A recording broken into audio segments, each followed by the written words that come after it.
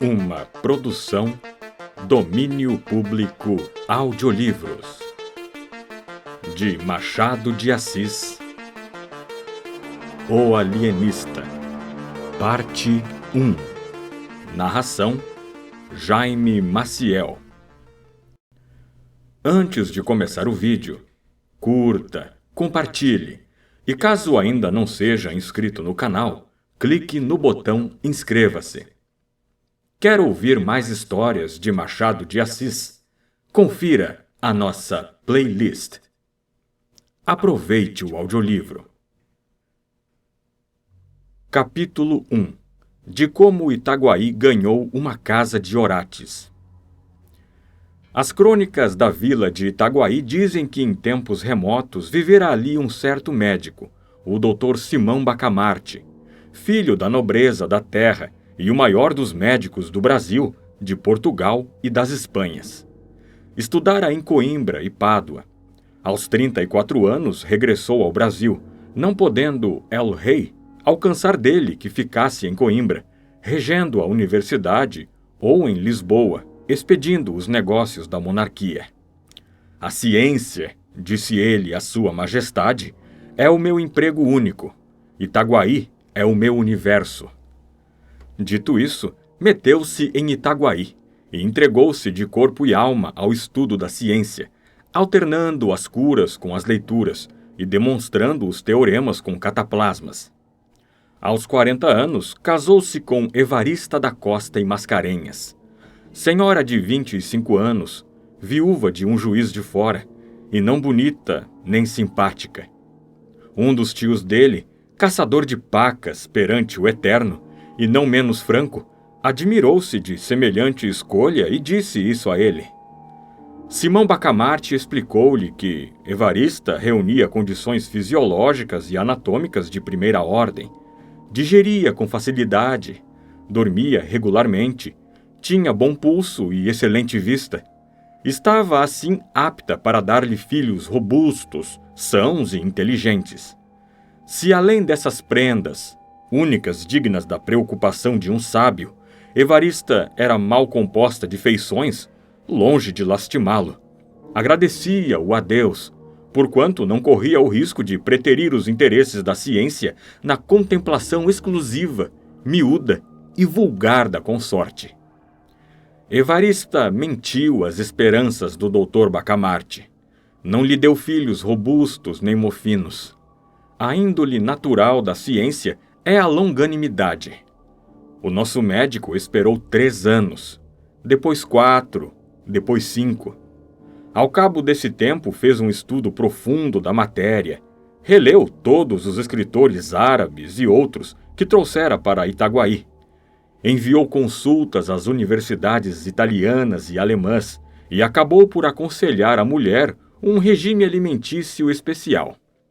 A ilustre dama, nutrida exclusivamente pela bela carne de porco de Itaguaí, não atendeu às admoestações do esposo, e a sua resistência, explicável, mas inqualificável, devemos à total extinção da dinastia dos Bacamartes.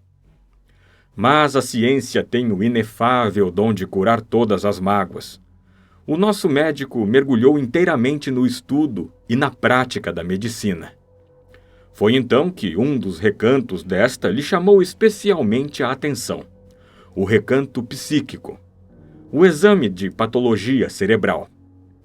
Não havia na colônia, e ainda no reino, uma só autoridade em semelhante matéria, mal explorada ou quase inexplorada. Simão Bacamarte compreendeu que a ciência lusitana, e particularmente a brasileira, podia cobrir-se de louros imarcessíveis, expressão usada por ele mesmo, mas em um arroubo de intimidade doméstica. Exteriormente era modesto, segundo convém aos sabedores. A saúde da alma, bradou ele, é a ocupação mais digna do médico. Do verdadeiro médico, emendou Crispim Soares, boticário da vila e um dos seus amigos e comensais. A vereança de Itaguaí, entre outros pecados de que é arguida pelos cronistas, tinha o de não fazer caso dos dementes. Assim é que cada louco furioso era trancado em sua alcova, na própria casa, e não curado, mas descurado, até que a morte o vinha defraudar do benefício da vida. Os mansos andavam à solta pela rua. Simão Bacamarte entendeu desde logo reformar tão ruim costume. Pediu licença à Câmara para agasalhar e tratar no edifício que ia construir todos os loucos de Itaguaí e das demais vilas e cidades mediante estipêndio, que a Câmara lhe daria quando a família do enfermo o não pudesse fazer. A proposta excitou a curiosidade de toda a vila e encontrou grande resistência. Tão certo é que, dificilmente, se desarraigam hábitos absurdos, ou ainda maus.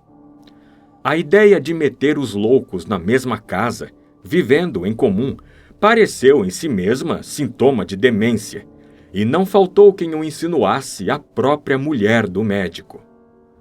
"Olhe, dona Evarista", disse-lhe o padre Lopes, vigário do lugar. "Veja se seu marido dá um passeio ao Rio de Janeiro. Isso de estudar sempre não é bom. Vira o juízo." Dona Evarista ficou aterrada. Foi ter com o marido. Disse-lhe que estava com desejos. Principalmente, o de vir ao Rio de Janeiro e comer tudo o que a ele lhe parecesse adequado a certo fim. Mas aquele grande homem, com a rara sagacidade que o distinguia, penetrou a intenção da esposa e redarguiu-lhe sorrindo que não tivesse medo. Dali foi à Câmara, onde os vereadores debatiam a proposta e defendeu-a com tanta eloquência que a maioria resolveu autorizá-lo ao que pedira, votando ao mesmo tempo um imposto destinado a subsidiar o tratamento, alojamento e mantimento dos doidos pobres. A matéria do imposto não foi fácil achá-la. Tudo estava tributado em Itaguaí. Depois de longos estudos, assentou-se em permitir o uso de 2 penachos dos cavalos dos enterros.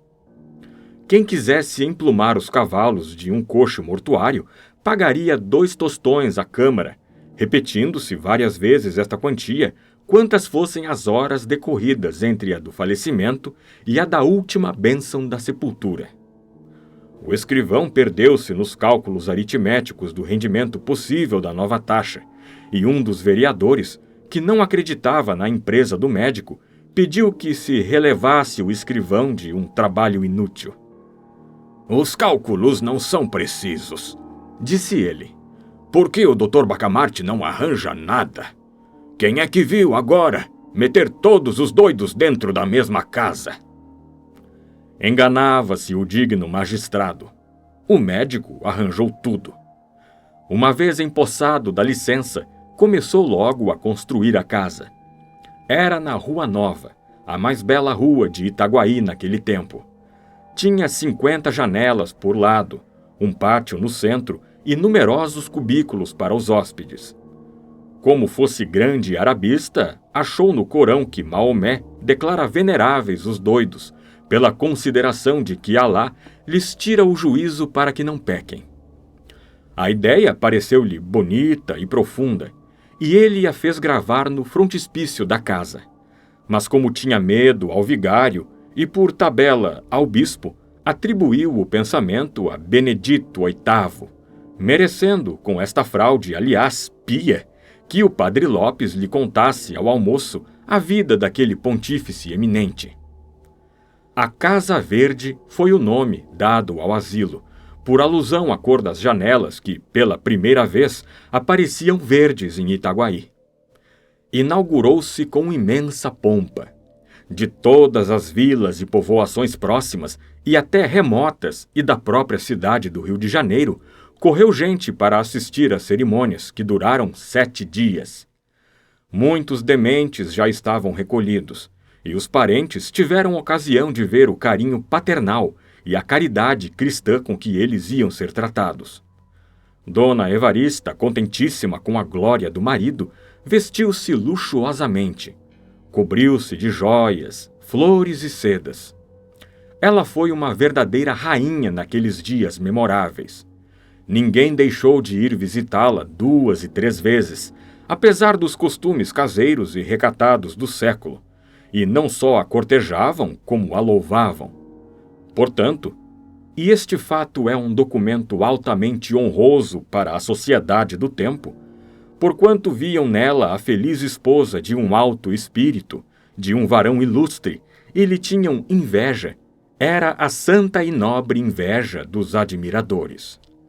Ao cabo de 7 dias, expiraram as festas públicas.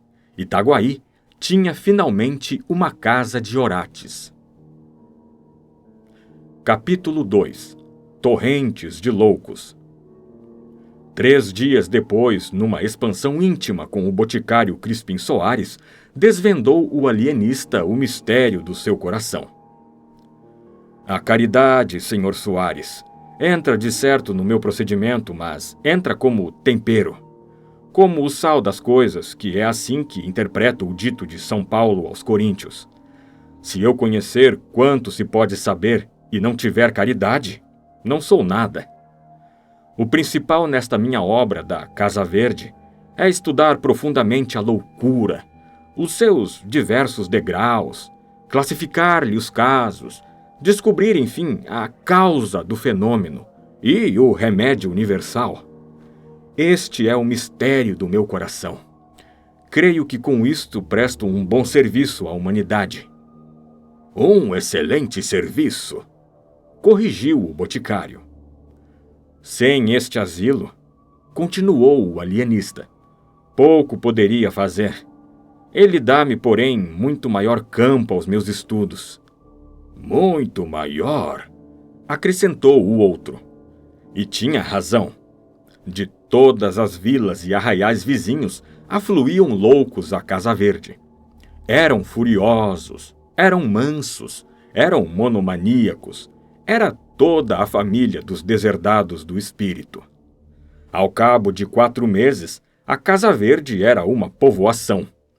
Não bastavam os primeiros cubículos, mandou-se anexar uma galeria de mais 37. O padre Lopes confessou que não imaginara a existência de tantos doidos no mundo, e menos ainda o inexplicável de alguns casos. Por exemplo, um rapaz bronco e vilão, que todos os dias depois do almoço fazia regularmente um discurso acadêmico, ornado de tropos, de antíteses, de apóstrofes, com seus recamos de grego e latim e suas borlas de Cícero, Apuleiro e Tertuliano. O vigário não queria acabar de crer. Que? Um rapaz que ele vira 3 meses antes jogando peteca na rua? Não digo que não, respondia-lhe o alienista. Mas a verdade é que vossa reverendíssima está vendo. Isso é todos os dias. Quanto a mim, tornou o vigário, só se pode explicar pela confusão das línguas na Torre de Babel, segundo nos conta a Escritura. Provavelmente, confundidas antigamente as línguas, é fácil trocá-las agora, desde que a razão não trabalhe. Essa pode ser com efeito a explicação divina do fenômeno, concordou o alienista depois de refletir um instante. Mas não é impossível que haja também alguma razão humana e puramente científica, e disso trato. Vá que seja, e fico ansioso, realmente. Os loucos por amor eram 3 ou 4, mas só 2 espantavam pelo curioso do delírio. O primeiro, um falcão, rapaz de 25 anos, supunha-se estrela d'alva. Abria os braços e alargava as pernas para dar-lhe certa feição de raios, e ficava assim horas esquecidas a perguntar se o sol já tinha saído para ele recolher-se. O outro andava sempre à roda das salas ou do pátio, ao longo dos corredores, à procura do fim do mundo. Era um desgraçado a quem a mulher deixou por seguir um peralvilho. Mal descobrira a fuga, armou-se de uma garrucha e saiu-lhes no encalço. Achou-os 2 horas depois, ao pé de uma lagoa. Matou-os a ambos com os maiores requintes de crueldade. O ciúme satisfez-se, mas o vingado estava louco. E então começou aquela ânsia de ir ao fim do mundo à cata dos fugitivos. A mania das grandezas tinha exemplares notáveis. O mais notável era um pobre diabo, filho de um algibebe que narrava às paredes, porque não olhava nunca para nenhuma pessoa, toda a sua genealogia, que era esta: Deus engendrou um ovo, o ovo engendrou a espada engendrou Davi, Davi engendrou a púrpura engendrou o duque engendrou o marquês engendrou o conde, que sou eu. Dava uma pancada na testa, um estalo com os dedos, e repetia 5, 6 vezes seguidas: Deus engendrou um ovo, o ovo, e etc. Outro da mesma espécie era um escrivão, que se vendia por mordomo do rei. Outro era um boiadeiro de Minas, cuja mania era distribuir boiadas a toda a gente. Dava 300 cabeças a um, 600 a outro, 1.200 a outro e não acabava mais. Não falo dos casos de monomania religiosa. Apenas citarei um sujeito que, chamando-se João de Deus, dizia agora ser o Deus João, e prometia o reino dos céus a quem o adorasse e as penas do inferno aos outros. E depois desse, o licenciado Garcia, que não dizia nada, porque imaginava que no dia em que chegasse a proferir uma só palavra, todas as estrelas se despegariam do céu e abrasariam a terra. Tal era o poder que recebera de Deus. Assim o escrevia ele no papel que o alienista lhe mandava dar, menos por caridade do que por interesse científico. Que, na verdade, a paciência do alienista era ainda mais extraordinária do que todas as manias hospedadas na Casa Verde, nada menos que assombrosa. Simão Bacamarte começou por organizar um pessoal de administração, e aceitando essa ideia ao boticário Crispim Soares, aceitou-lhe também 2 sobrinhos, a quem incumbiu da execução de um regimento que lhes deu, aprovado pela Câmara, da distribuição da comida e da roupa, e assim também da escrita e etc. Era o melhor que podia fazer para somente cuidar do seu ofício. A Casa Verde, disse ele ao vigário, é agora uma espécie de mundo, em que há o governo temporal e o governo espiritual.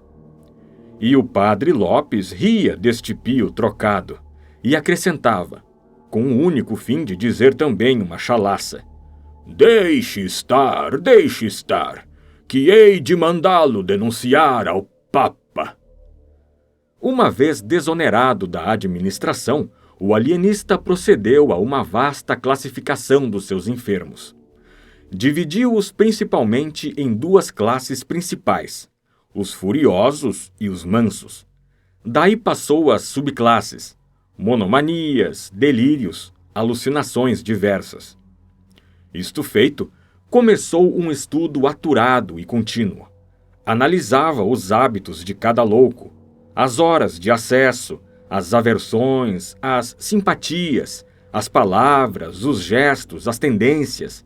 Inquiria da vida dos enfermos, profissão, costumes, circunstâncias da revelação mórbida, acidentes da infância e da mocidade, doenças de outra espécie, antecedentes na família, uma devassa, enfim, como a não faria o mais atilado corregedor. E cada dia notava uma observação nova, uma descoberta interessante, um fenômeno extraordinário. Ao mesmo tempo, estudava o melhor regime, as substâncias medicamentosas, os meios curativos e os meios paliativos, não só os que vinham nos seus amados árabes, como os que ele mesmo descobria, à força de sagacidade e paciência. Ora, todo esse trabalho levava-lhe o melhor e o mais do tempo. Mal dormia e mal comia, e ainda comendo, era como se trabalhasse, porque ora interrogava um texto antigo, ora ruminava uma questão, e ia, muitas vezes, de um cabo a outro do jantar, sem dizer uma só palavra a Dona Evarista. Capítulo 3. Deus sabe o que faz. Ilustre dama, no fim de 2 meses, achou-se a mais desgraçada das mulheres. Caiu em profunda melancolia, ficou amarela, magra, comia pouco e suspirava a cada canto. Não ousava fazer-lhe nenhuma queixa ou reproche, porque respeitava nele o seu marido e senhor, mas padecia calada e definhava a olhos vistos. Um dia, ao jantar, como lhe perguntasse o marido o que é que tinha, respondeu tristemente que nada. Depois, atreveu-se um pouco e foi ao ponto de dizer que se considerava tão viúva como antes. E acrescentou: quem diria nunca que meia dúzia de lunáticos... Não acabou a frase. Ou antes, acabou-a levantando os olhos ao teto. Os olhos que eram a sua feição mais insinuante. Negros, grandes, lavados de uma luz úmida, como os da aurora. Quanto ao gesto, era o mesmo que empregara no dia em que Simão Bacamarte a pediu em casamento. Não dizem as crônicas se Dona Evarista brandiu aquela arma com o perverso intuito de degolar de uma vez a ciência, ou pelo menos decepar-lhe as mãos, mas a conjectura é verossímil. Em todo caso, o alienista não lhe atribuiu intenção. E não se irritou o grande homem. Não ficou sequer consternado. O metal de seus olhos não deixou de ser o mesmo metal, duro, liso, eterno. Nem a menor prega veio quebrar a superfície da fronte quieta como a água de Botafogo. Talvez um sorriso lhe descerrou os lábios, por entre os quais filtrou esta palavra macia como o óleo do cântico. Consisto que vás dar um passeio ao Rio de Janeiro. Dona Evarista sentiu faltar-lhe o chão debaixo dos pés. Nunca dos nuncas vira o Rio de Janeiro, que posto tão fosse sequer uma pálida sombra do que hoje é. Todavia, era alguma coisa mais do que Itaguaí. Ver o Rio de Janeiro, para ela, equivalia ao sonho do hebreu cativo. Agora, principalmente que o marido assentara de vez naquela povoação interior, agora é que ela perdera as últimas esperanças de respirar os ares da nossa boa cidade. E justamente agora é que ele a convidava a realizar os seus desejos de menina moça. Dona Evarista não pôde dissimular o gosto de semelhante proposta. Simão Bacamarte pegou-lhe na mão e sorriu. Um sorriso tanto quanto filosófico, além de conjugal, em que parecia traduzir-se este pensamento: não há remédio certo para as dores da alma. Esta senhora definha, porque lhe parece que não a amo. Dou-lhe o Rio de Janeiro e consola-se. E porque era homem estudioso, tomou nota da observação. Mas um dardo atravessou o coração de Dona Evarista. Conteve-se, entretanto. Limitou-se a dizer ao marido que, se ele não ia, ela não iria também, porque não havia de meter-se sozinha pelas estradas. Irá com sua tia, redarguiu o alienista. Note-se que Dona Evarista tinha pensado nisso mesmo, mas não quisera pedi-lo nem insinuá-lo. Em primeiro lugar, porque seria impor grandes despesas ao marido. Em segundo lugar, porque era melhor, mais metódico e racional que a proposta viesse dele. Oh, mas o dinheiro que será preciso gastar... Suspirou Dona Evarista sem convicção. Que importa? Temos ganho muito, disse o marido. Ainda ontem o escriturário prestou-me contas. Queres ver? E levou-a aos livros. Dona Evarista ficou deslumbrada. Era uma via-láctea de algarismos. E depois levou-a às arcas, onde estava o dinheiro.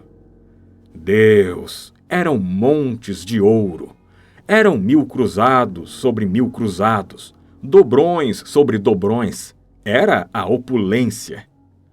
Enquanto ela comia o ouro com os seus olhos negros, o alienista fitava e dizia-lhe ao ouvido com a mais pérfida das alusões: quem diria que meia dúzia de lunáticos? Dona Evarista compreendeu, sorriu e respondeu com muita resignação: Deus sabe o que faz. 3 meses depois, efetuava-se a jornada. Dona Evarista, a tia, a mulher do boticário, um sobrinho deste, um padre que o alienista conhecera em Lisboa e que de aventura achava-se em Itaguaí, 5 ou 6 pajens, 4 mucamas. Tal foi a comitiva que a população viu dali sair em certa manhã do mês de maio. As despedidas foram tristes para todos, menos para o alienista. Conquanto as lágrimas de Dona Evarista fossem abundantes e sinceras, não chegaram a abalá-lo. Homem de ciência, e se alguma coisa o preocupava naquela ocasião, se ele deixava correr pela multidão um olhar inquieto e policial, não era outra coisa mais do que a ideia de que algum demente podia achar-se ali misturado com a gente de juízo. Adeus! Soluçaram, enfim, as damas e o boticário. E partiu a comitiva. Crispim Soares, ao tomar a casa, trazia os olhos entre as 2 orelhas da besta ruana em que vinha montado. Simão Bacamarte alongava os seus pelo horizonte adiante, deixando ao cavalo a responsabilidade do regresso. Imagem vivaz do gênio e do vulgo. Um fita o presente com todas as suas lágrimas e saudades. Outro devassa o futuro com todas as suas auroras. Capítulo 4. Uma teoria nova. Ao passo que Dona Evarista, em lágrimas, vinha buscando o Rio de Janeiro, Simão Bacamarte estudava por todos os lados uma certa ideia arrojada e nova, própria a alargar as bases da psicologia. Todo o tempo que lhe sobrava dos cuidados da Casa Verde era pouco para andar na rua, ou de casa em casa, conversando as gentes sobre 30.000 assuntos e virgulando as falas de um olhar que metia medo aos mais heróicos. Um dia de manhã, eram passadas 3 semanas, estando Crispim Soares ocupado em temperar um medicamento, vieram dizer-lhe que o alienista o mandava chamar. Trata-se de negócio importante, segundo ele me disse, acrescentou o portador. Crispim empalideceu. Que negócio importante podia ser, senão alguma notícia da comitiva, e especialmente da mulher? Porque este tópico deve ficar claramente definido, visto insistirem nele os cronistas. Crispim amava a mulher, e desde 30 anos nunca estiveram separados um só dia. Assim se explicam os monólogos que ele fazia agora, e que os fâmulos lhe ouviram muita vez. Anda, bem feito! Quem te mandou consentir na viagem de Cesária? Bajulador, torpe bajulador, só para adular ao Dr. Bacamarte. Pois agora aguenta-te. Anda, aguenta-te, alma de lacaio, fracalhão, vil, miserável. Dizes amem a tudo, não é? Aí tens o lucro, biltre. E muitos outros nomes feios que um homem não deve dizer aos outros, quanto mais a si mesmo. Daqui a imaginar o efeito do recado é um nada. Tão depressa ele o recebeu como abriu mão das drogas e voou à Casa Verde. Simão Bacamarte recebeu-o com a alegria própria de um sábio, uma alegria abotoada de circunspecção até o pescoço. Estou muito contente, disse ele. Notícias do nosso povo? Perguntou o boticário com a voz trêmula. O alienista fez um gesto magnífico e respondeu. Trata-se de coisa mais alta. Trata-se de uma experiência científica. Digo experiência porque não me atrevo a assegurar desde já a minha ideia. Nem a ciência é outra coisa, Sr. Soares, senão uma investigação constante. Trata-se, pois, de uma experiência, mas uma experiência que vai mudar a face da Terra. A loucura, objeto dos meus estudos, era até agora uma ilha perdida no oceano da razão. Começo a suspeitar que é um continente. Disse isto e calou-se para ruminar o pasmo do boticário. Depois explicou compridamente a sua ideia. No conceito dele, a insânia abrangia uma vasta superfície de cérebros, e desenvolveu isso com grande cópia de raciocínios, de textos e de exemplos. Os exemplos achou-os na história e em Itaguaí, mas, como um raro espírito que era, reconheceu o perigo de citar todos os casos de Itaguaí e refugiou-se na história. Assim, apontou com especialidade alguns personagens célebres. Sócrates, que tinha um demônio familiar. Pascal, que via um abismo à esquerda. Maomé, Caracalla, Domiciano, Calígula e etc. Uma enfiada de casos e pessoas em que de mistura vinham entidades odiosas e entidades ridículas.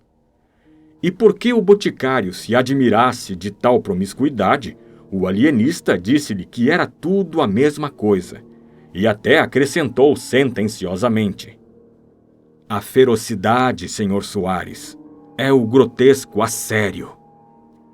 Gracioso, muito gracioso, exclamou Crispim Soares, levantando as mãos ao céu.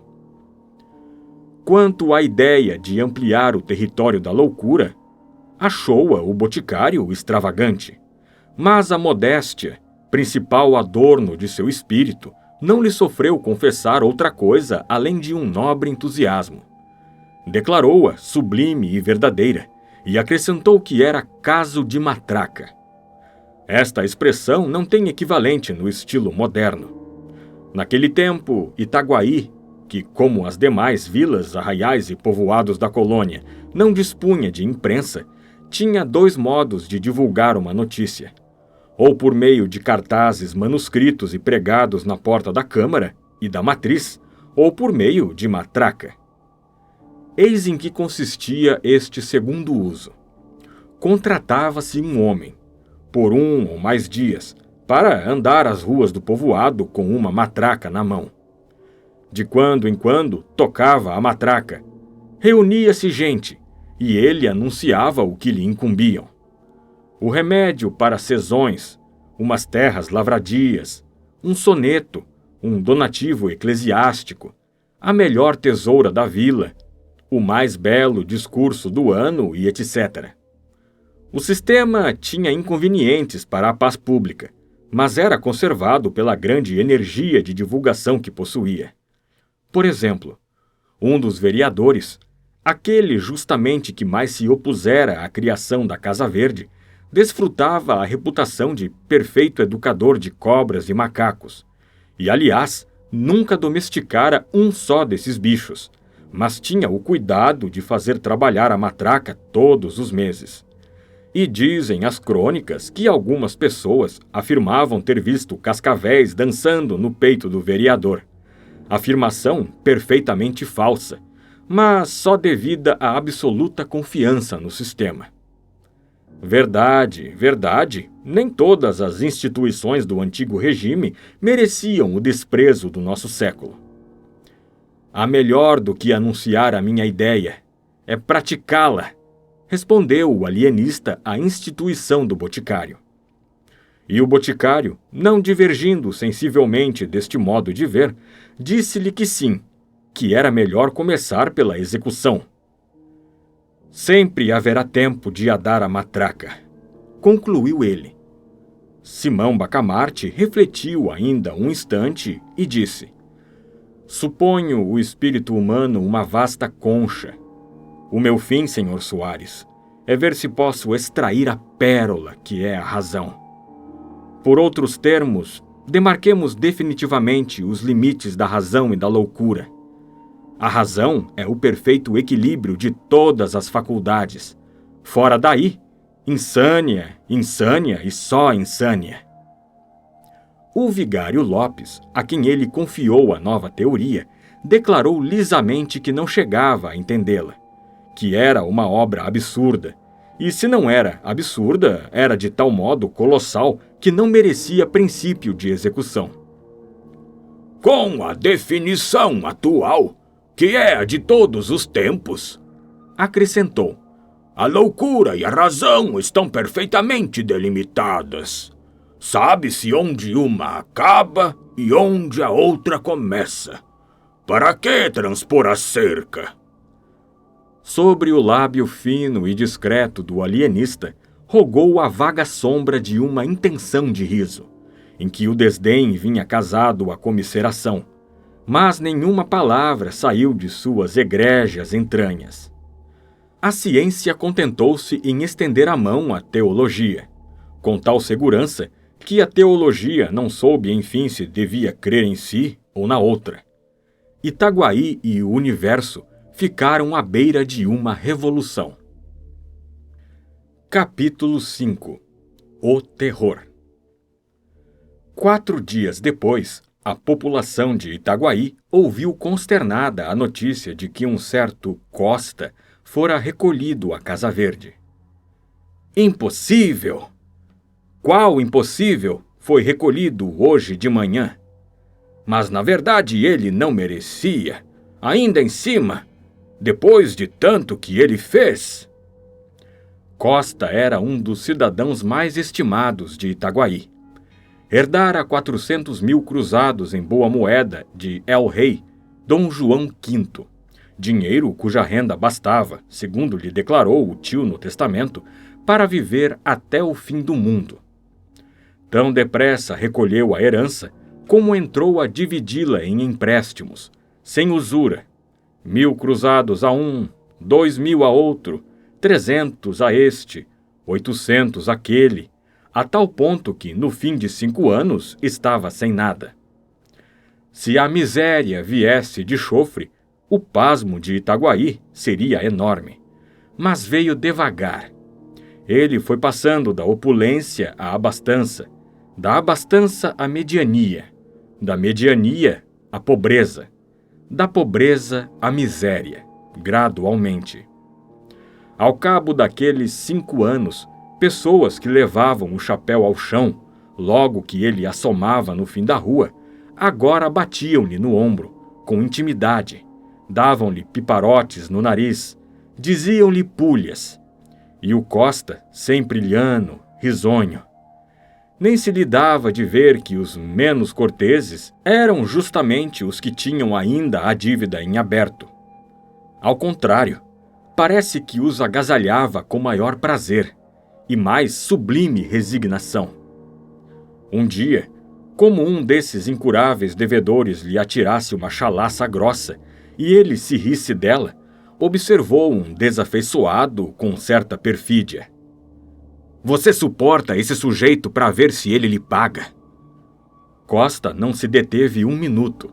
Foi ao devedor e perdoou-lhe a dívida.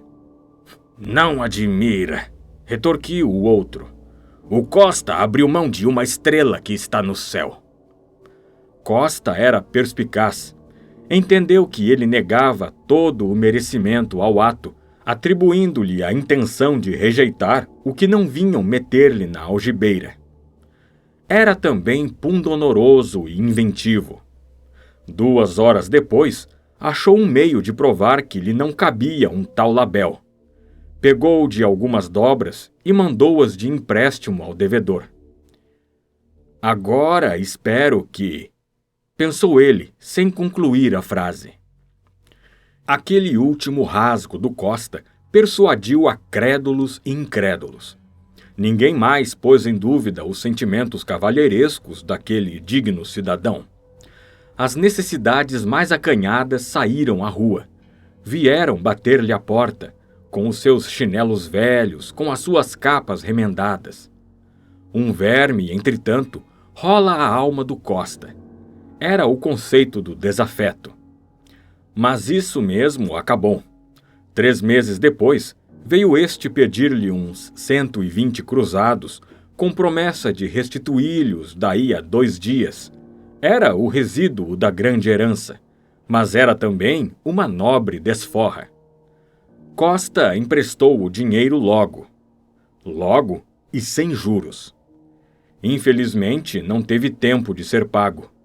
5 meses depois, era recolhido à Casa Verde. Imagina-se a consternação de Itaguaí quando soube do caso. Não se falou em outra coisa.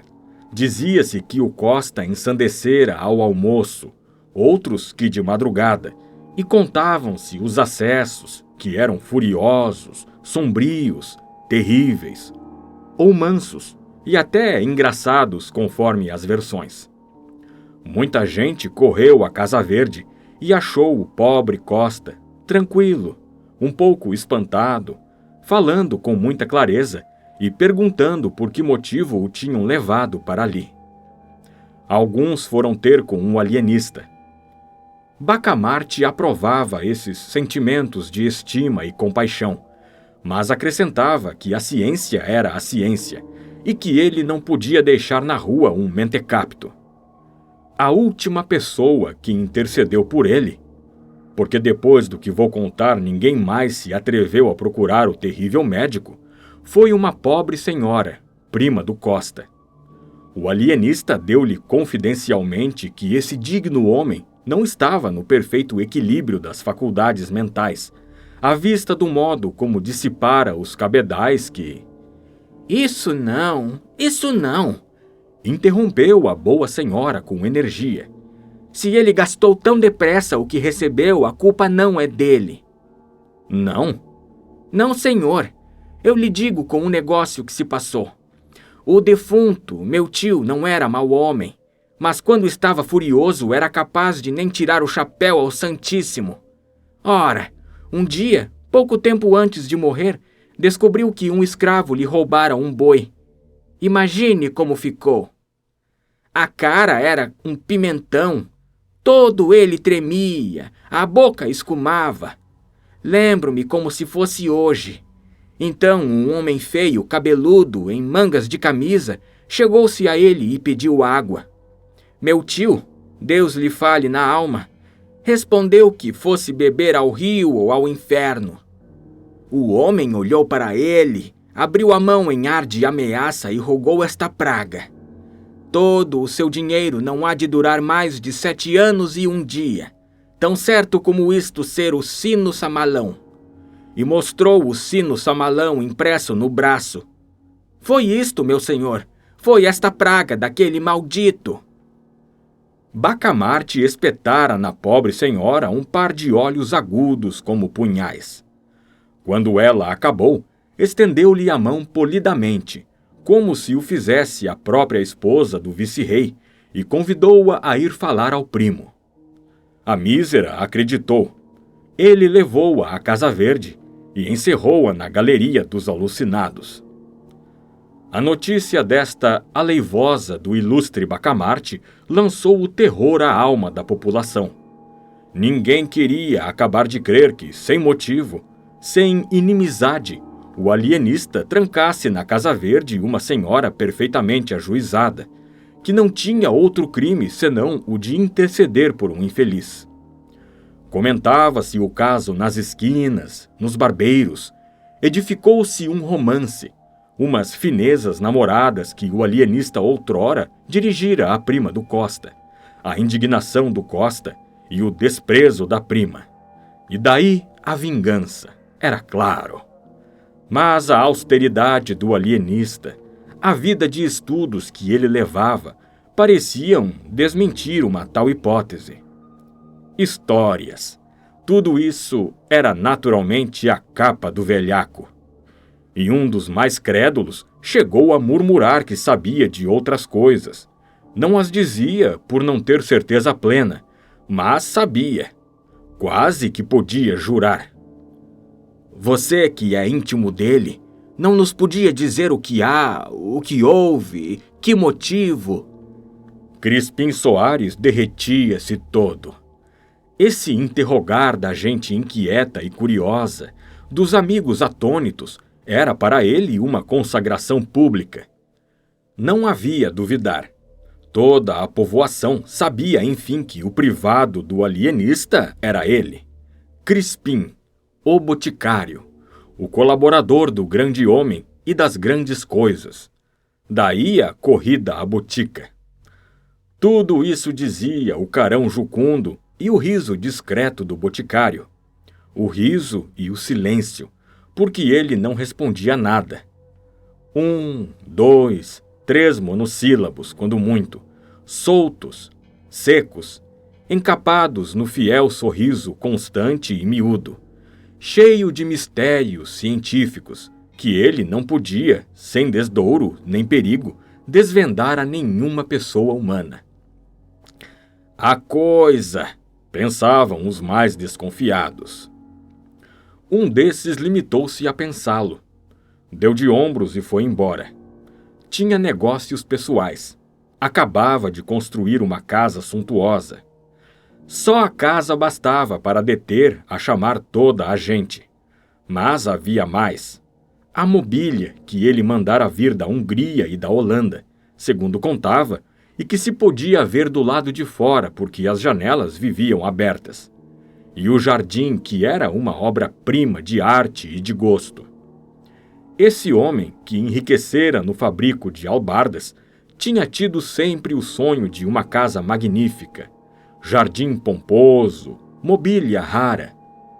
Não deixou o negócio das albardas, mas repousava nele na contemplação da casa nova, a primeira de Itaguaí, mais grandiosa do que a Casa Verde, mais nobre do que a da Câmara. Entre a gente ilustre da povoação havia choro e ranger de dentes quando se pensava, ou se falava, ou se louvava a casa do albardeiro. Um simples albardeiro, Deus do céu! Lá está ele embasbacado, diziam os transeuntes de manhã. De manhã, com efeito, era costume do Mateus estatelar-se no meio do jardim, com os olhos na casa, namorando durante uma longa hora, até que vinham chamá-lo para almoçar. Os vizinhos, embora o cumprimentassem com certo respeito, riam-se por trás dele, que era um gosto. Um desses chegou a dizer que Mateus seria muito mais econômico e estaria riquíssimo se fabricasse as albardas para si mesmo. Epigrama ininteligível, mas que fazia rir as bandeiras despregadas. Agora lá está o Mateus a ser contemplado, diziam à tarde. A razão deste outro dito era que de tarde, quando as famílias saíam a passeio, jantavam cedo, Mateus costumava postar-se à janela, bem no centro, vistoso sobre um fundo escuro, trajado de branco, atitude senhoril, e assim ficava 2 a 3 horas até que anoitecia de todo. Pode crer-se que a intenção do Mateus era ser admirado e invejado, posto que ele não a confessasse a nenhuma pessoa, nem ao boticário, nem ao padre Lopes, seus grandes amigos. E, entretanto, não foi outra a alegação do boticário quando o alienista lhe disse que o albardeiro talvez padecesse do amor das pedras, mania que ele, Bacamarte, descobria e estudava desde algum tempo. Aquilo de contemplar a casa. Não, senhor, acudiu vivamente Crispim Soares. Não.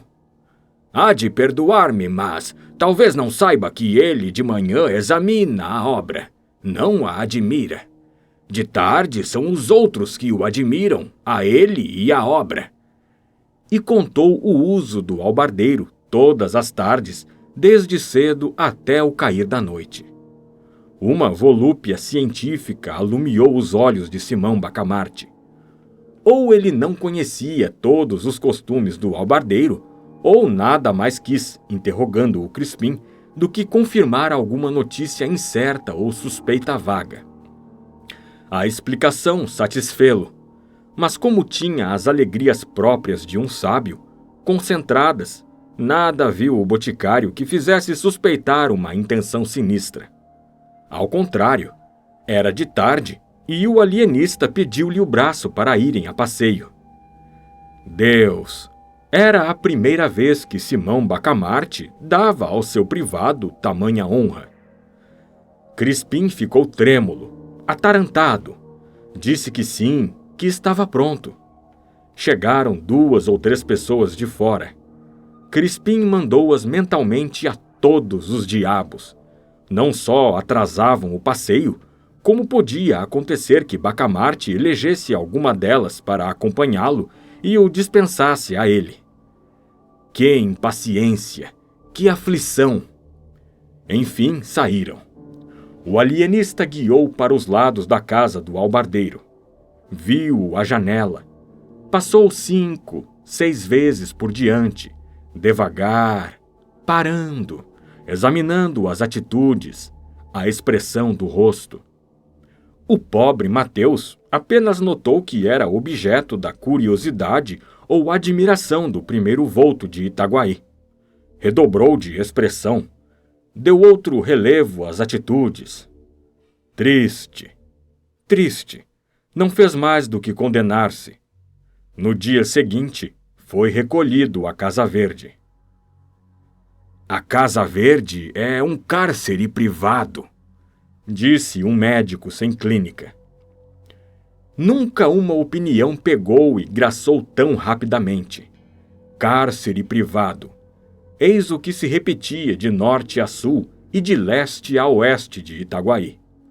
Há medo, é verdade, porque durante a semana que se seguiu à captura do pobre Mateus, 20 e tantas pessoas, 2 ou 3 de consideração, foram recolhidas à Casa Verde. O alienista dizia que só eram admitidos os casos patológicos, mas pouca gente lhe dava crédito. Sucediam-se as versões populares: vingança, cobiça de dinheiro, castigo de Deus, monomania do próprio médico, plano secreto do Rio de Janeiro com o fim de destruir em Itaguaí qualquer germe de prosperidade que viesse a brotar, arvorecer, florir, com desdouro e míngua daquela cidade. 1000 outras explicações que não explicavam nada. Tal era o produto diário da imaginação pública.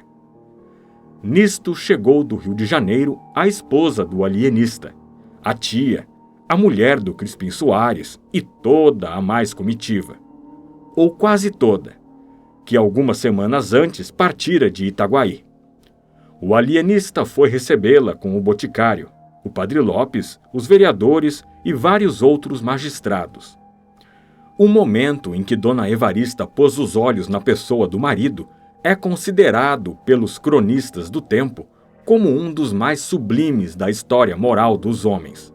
E isto pelo contraste das duas naturezas, ambas extremas, ambas agrégias. Dona Evarista soltou um grito, balbuciou uma palavra e atirou-se ao consorte, de um gesto que não se pode melhor definir do que comparando-o a uma mistura de onça e rola. Não assim o ilustre Bacamarte, frio como diagnóstico, sem desengonçar por um instante a rigidez científica, estendeu os braços à dona que caiu neles e desmaiou. Curto incidente. Ao cabo de 2 minutos, Dona Evarista recebia os cumprimentos dos amigos e o préstito punha-se em marcha. Dona Evarista era a esperança de Itaguaí. Contava-se com ela para minorar o flagelo da Casa Verde. Daí as aclamações públicas, a imensa gente que atulhava as ruas, as flâmulas, as flores e damascos às janelas. Com o braço apoiado no padre Lopes, porque o eminente confiara a mulher ao vigário e acompanhava-os a passo meditativo. Dona Evarista voltava a cabeça a um lado e outro, curiosa, inquieta, petulante. O vigário indagava do Rio de Janeiro, que ele não vira desde o vice-reinado anterior, e Dona Evarista respondia entusiasmada que era a coisa mais bela que podia haver no mundo. O passeio público estava acabado, um paraíso onde ela fora muitas vezes, e a Rua das Belas Noites, o chafariz das marrecas, Ah, o chafariz das marrecas! Eram mesmo marrecas, feitas de metal e despejando água pela boca fora. Uma coisa galantíssima. O vigário disse que sim, que o Rio de Janeiro devia estar agora muito mais bonito, se já o era em outro tempo. Não admira maior do que Itaguaí, e demais, sede do governo. Mas não se pode dizer que Itaguaí fosse feio. Tinha belas casas, a casa do Mateus, a Casa Verde. A propósito da Casa Verde, disse o padre Lopes, escorregando habilmente para o assunto da ocasião. A senhora vem achá-la muito cheia de gente. Sim. É verdade. Lá está o Mateus. O albardeiro? O albardeiro. Está o Costa, a prima do Costa, e fulano, e ciclano, e... Tudo isso doido? Ou quase doido. Obtemperou o padre. Mas, então... O vigário derreou os cantos da boca, à maneira de quem não sabe nada, ou não quer dizer tudo. Resposta vaga, que se não pode repetir a outra pessoa por falta de texto. Dona Evarista achou realmente extraordinário que toda aquela gente ensandecesse. Um ou outro, vá, mas todos. Entretanto, custava-lhe duvidar. O marido era um sábio. Não recolheria ninguém à Casa Verde sem prova evidente de loucura. Sem dúvida, sem dúvida, ia pontuando o vigário. 3 horas depois, cerca de 50 convivas sentavam-se em volta da mesa de Simão Bacamarte. Era o jantar das boas-vindas. Dona Evarista foi o assunto obrigado dos brindes, discursos, versos de toda a casta, metáforas, amplificações, apólogos. Ela era a esposa do novo Hipócrates, a musa da ciência, anjo, divina, aurora, caridade, vida, consolação. Trazia nos olhos 2 estrelas, segundo a versão modesta de Crispim Soares, e 2 sóis, no conceito de um vereador.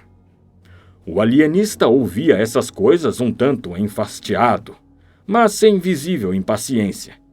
Quando muito, dizia ao ouvido da mulher que a retórica permitia tais arrojos sem significação. Dona Evarista fazia esforços para aderir a esta opinião do marido, mas, ainda descontando 3/4 partes das louvaminhas, ficava muito com que se enfunar-lhe a alma. Um dos oradores, por exemplo, Martim Brito, rapaz de 25 anos, pinta alegre, acabado, curtido de namoros e aventuras, declamou um discurso em que o nascimento de Dona Evarista era explicado pelo mais singular dos reptos. Deus, disse ele, depois de dar o universo ao homem e à mulher, esse diamante e essa pérola da coroa divina. E o orador arrastava triunfalmente esta frase de uma ponta à outra da mesa. Deus quis vencer a Deus e criou Dona Evarista. Dona Evarista baixou os olhos com exemplar modéstia. 2 senhoras, achando-a cortesanice excessiva e audaciosa, interrogaram os olhos do dono da casa. Na verdade, o gesto do alienista pareceu-lhes nublado de suspeitas, de ameaças e provavelmente de sangue. O atrevimento foi grande, pensaram as 2 damas, e uma e outra pediram a Deus que removesse qualquer episódio trágico, ou que o adiasse ao menos para o dia seguinte. Sim, que o adiasse.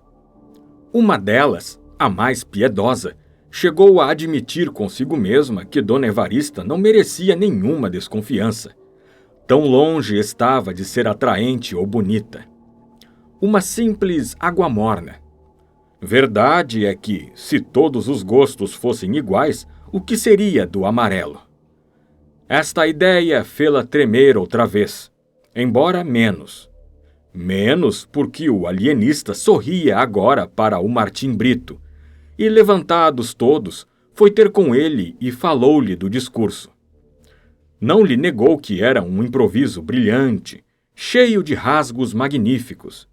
Seria dele mesmo a ideia relativa ao nascimento de Dona Evarista, ou tê-la-ia encontrado em algum autor que... Não, senhor, era dele mesmo. Achou-a naquela ocasião e pareceu-lhe adequada a um arroubo oratório.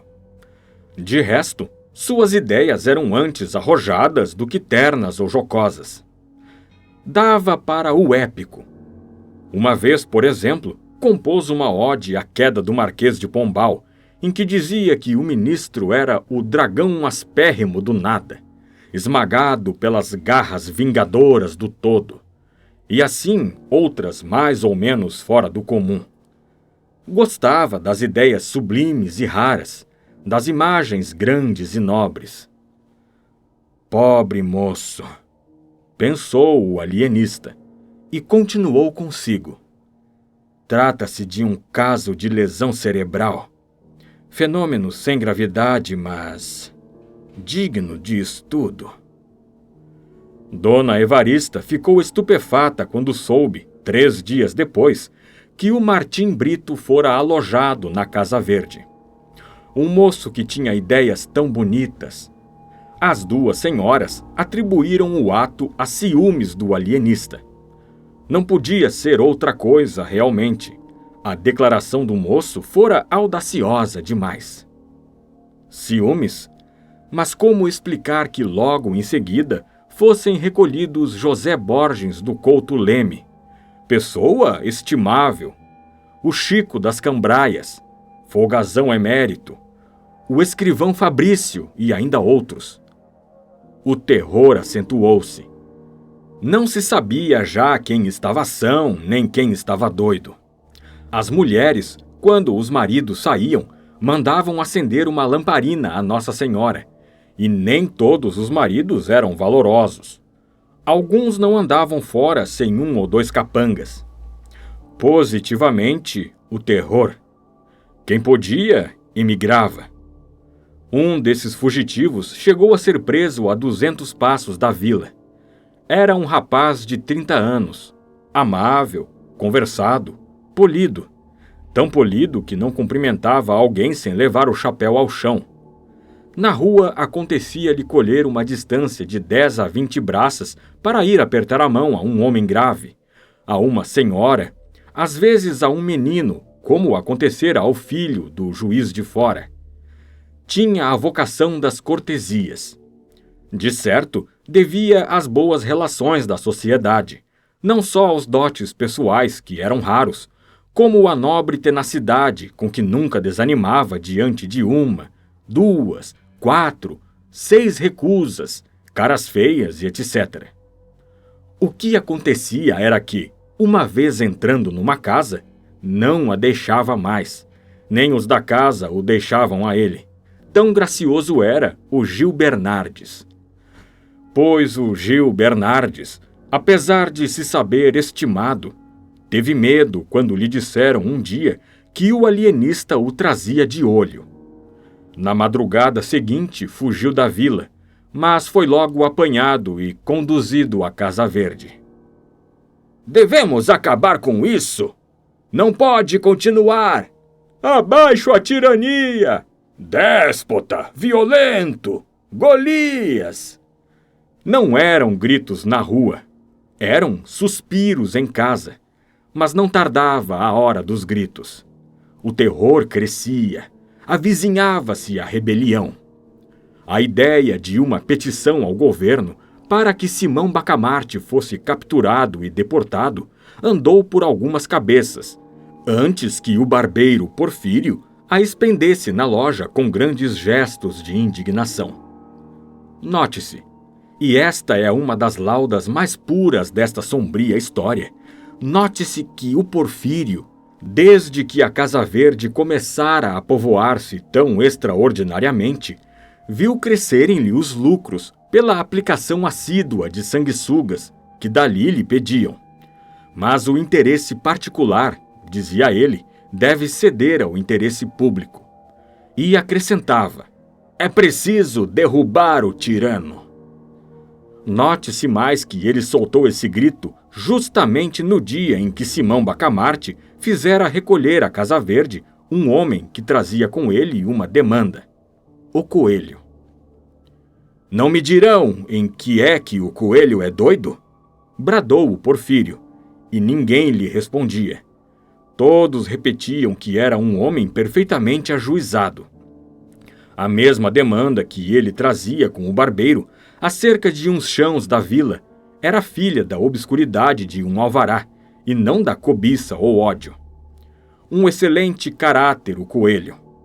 Os únicos desafeiçoados que tinha eram alguns sujeitos que, dizendo-se taciturnos ou alegando andar com pressa, mal o viam de longe, dobravam as esquinas, entravam nas lojas e etc. Na verdade, ele amava a boa palestra, a palestra comprida, gostada a sorvos largos, e assim é que nunca estava só, preferindo os que sabiam dizer duas palavras, mas não desdenhando os outros. O padre Lopes, que cultivava o Dante e era inimigo do coelho, nunca o via desligar-se de uma pessoa que não declamasse e emendasse este trecho: La bocca sollevo dal fiero pastoquel secatore. Mas uns sabiam do ódio do padre, e outros pensavam que isto era uma oração em latim. Fim da primeira parte.